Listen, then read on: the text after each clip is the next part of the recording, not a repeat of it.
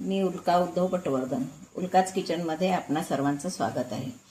मी आज आपल्याला बरक्या फणसाच्या रसापासून घारगे करून दाखवणार आहे. फणसाच्या रसाचे घारगे. तर त्याच्यासाठी आपण हे बरक्या फणसाचे गरे घेतलेले आहेत पिके. ते आधी प्रथम आपण त्याच्या आठल्या काढून घेणार आहोत. या आठल्या काढून मिक्सरला घेणार आहोत लावून. चाळणीवर रस काढला तरी चालतो, पण आपलं आता थोडंच आहे त्याच्यामुळे मी मिक्सरला लावते. आणि मिक्सरला लावायचं असेल तर असा तेलाचा हात लावून घ्यायचा. तेलाचा किंवा तुपाचा हात लावायचा, म्हणजे आपलं मिक्सर खराब होत नाही. असे आता मी गरे सगळे काढून घेते आणि त्याचा रस काढते. आता हे आपण गरे घेतलेत, हे मी चांगले मिक्सरला वाटून घेते. आज भांड्यात मी थोडासा गूळ घालून, हळद गूळ घालून रस एकजीव करून घेते. चवीप्रमाणे थोडंसं मीठ, गोड पदार्थ असला तरी चवीप्रमाणे मीठ आणि गूळ घालते आणि पुन्हा एकदा घुसळून घेते, म्हणजे आपली आट पटकन होते. मी तुम्हाला सोप्यात सोपी कृती दाखवत असते. प्रत्येक वेळी माझा प्रयत्न असतो की तुम्हाला झटकन जमेल अशी कृती दाखवायची. आता हे मी परत वाटून घेते. रस आणि गूळ सगळं एकजीव झालेलं आहे. आता हे पण हे काढून घेणार, म्हणजे आपली आट झटकन होऊ शकते. वेळ कमी लागतो, गूळ विरघळायला वेळ लागतो, तो वाचतो थोडा. हा रस गरम होत ठेवलाय, त्यामध्ये तेल किंवा तूप आपण घालायचे थोडं, म्हणजे आपली आट छान होते. म्हणजे घारगे आपले खुसखुशीत असे होतात. थोडा गूळ राहिलाय तो आता विरघळेल. फक्त रसाला एक कड काढून घ्यायचा. यामध्ये मी 2 चमचे चांगलं तूप घालणार आहे, साजूक तूप, म्हणजे घारगे आपले हलके फुलके छान होतील.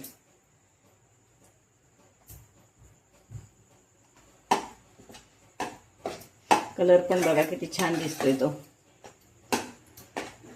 सुंदर.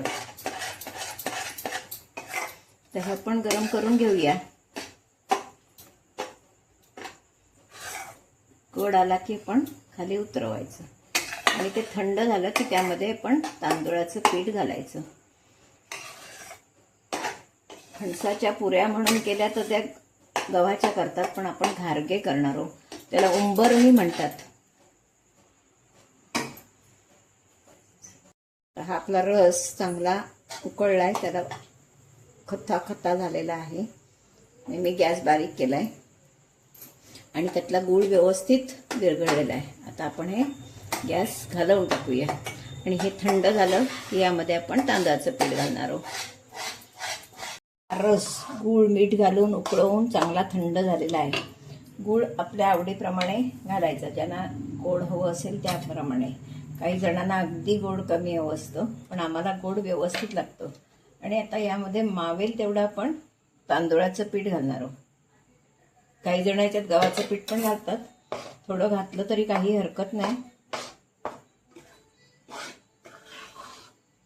आता मी सगळं छानपैकी धुतलेल्या तांदळाचं पीठ आहे, सारखा गोळा करून घेऊया. हे आहे घातलेलं पीठ, हे एवढं बरोबर झालंय. आता मी हा जरा वाटलं तर तेलाचा किंवा तुपाचा हात लावून छान गोळा करून ठेवते. थोडं सैलट ठेवायचं, म्हणजे घारगे छान होतात. अगदी घट्ट केलं तर घारगे मग ते टणटणीत होतात. आपल्याला मऊ ठेवायचे, मऊ आणि खुसखुशीत.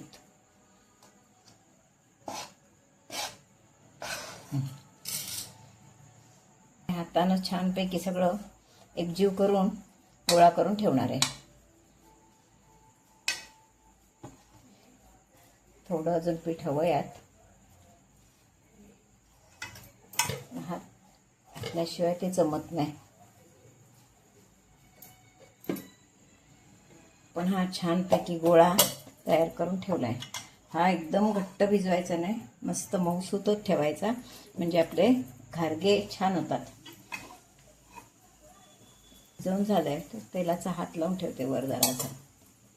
बस आता झाकून ठेवणार आहे आणि 15 मिनिटांनी मग आपण करणार आहोत. आता आपण मगाशी जे भिजवून ठेवलेलं पीठ आहे थोड्या वेळापूर्वी घारग्यांचं, फणसाचे घारगे, ते पीठ असं छान झालंय बघा. त्यावेळी सैल वाटत होतं पण आता ते व्यवस्थित झालं. आता आपण इकडे तेल तापत ठेवलंय आणि पण छोटे छोटे घारगे करून घेणार आहोत. आपण हे थापणार आहोत, लाटून नाही घेणार आहोत. त्यामुळे आपण ते थापणार आहोत.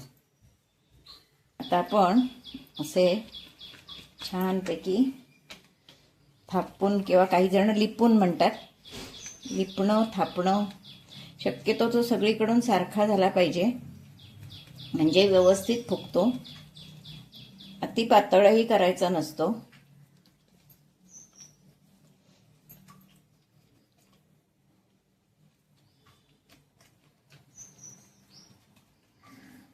छान एक साईज लिपून घ्यायचे. लिपणं थापणं काहीही म्हणा करा.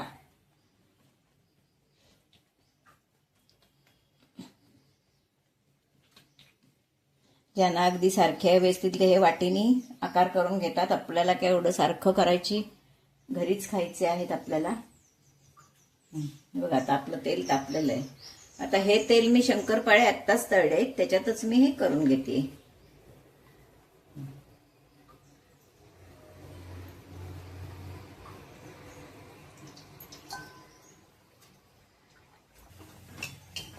फुगला पाहिजे. आता हा चांगला व्यवस्थित भाजला गेला, म्हणजे तळातून व्यवस्थित तळला गेला की आपण परतणार. मग त्याला असा उलटा पालटा जास्त वेळा करायचा नाही, म्हणजे ते तेलकट होतात. त्याच्यामुळे ही टीप नक्की लक्षात ठेवा. पुरी सुद्धा आपण व्यवस्थित एका बाजून भाजून झाली तळून की दुसरी बाजू परतायची आहे. बघा असं झालं पाहिजे.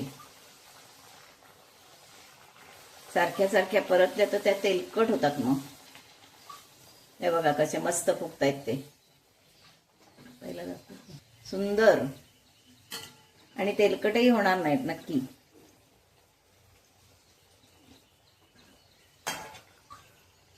तसे मी करून घेते. आधी 2-4 थापून घेते आणि मग सोडते. पाहिजे हा बघा सुंदर पैकी असे आपले खमंग खुसखुशीत घारगे. बघायचं आपण दोन्ही बाजूनी कलर सेम आला की आपण घारगे काढायचे. अजिबात तेलकट होणार नाहीत बघा तुम्ही. आता मी 2-4 थापून घेते आणि मग सोडते बराबर.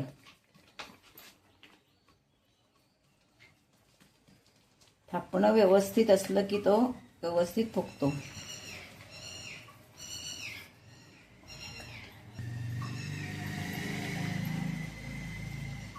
एकच माणूस करणार असेल की शक्यतो ते व्यवस्थितही एका साईजचे होतात. 4 जण करायला बसले की प्रत्येक जण वेगवेगळ्या साईजचं करतो.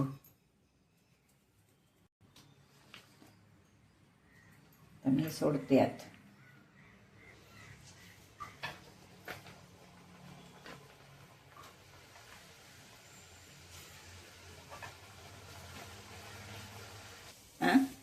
सुंदर फुगतायत आणि सुगंध एकदम छान भारी येतोय. असे आपले फणसाचे घारगे अगदी 4-8 दिवस सुद्धा टिकू शकतात. कारण याला कुठेही एक थेंब सुद्धा पाण्याचा हात लावलेला नाहीये, त्याच्यामुळे खराब होण्याची शक्यता नाही. सुंदर असे आपले घारगे तयार आहेत. टम्म फुगलाय त्याच्यामुळे तो राहत नाहीये. मी आता सगळे करून घेते. असे आपले हे फणसाचे घारगे, याला काही ठिकाणी उंबरही म्हणतात. हे आपण आता तुम्हाला मी दाखवले, पहिल्यापासून शेवटपर्यंतची कृती दाखवलेली आहे. आता हा माझा व्हिडिओ तुम्ही पूर्णपणे बघा आणि माझा व्हिडिओ जर तुम्हाला आवडला तर लाईक करा, शेअर करा, सबस्क्राईब करा. ह्या सीझनला नक्की करून बघा आणि मला कमेंट बॉक्समध्ये नक्की कळवायला विसरू नका.